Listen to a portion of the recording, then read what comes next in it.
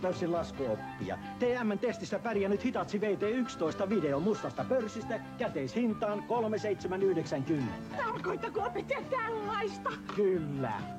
Siis Hitachi video käteisellä 3790 mustasta pörssistä.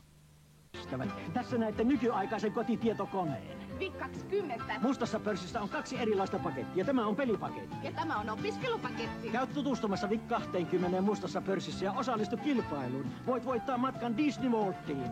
Minkä matkan? Siis Disney Worldiin. Wow!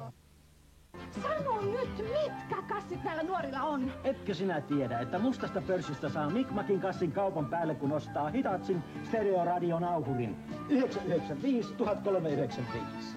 Ja kassi kaupan päälle! Siis kassi kaupan päälle! Mä haluun kans! Hyvät ystävät, nyt pikkupelit joutaa roskikseen. Tai tuo vanha plimputin meille, sillä maksamme sitä 100 vaihdossa uuteen Atari TV-peliin. Sillä voit kasetteja vaihtamalla pelata useita eri pelejä. Siis vanha peli mustaa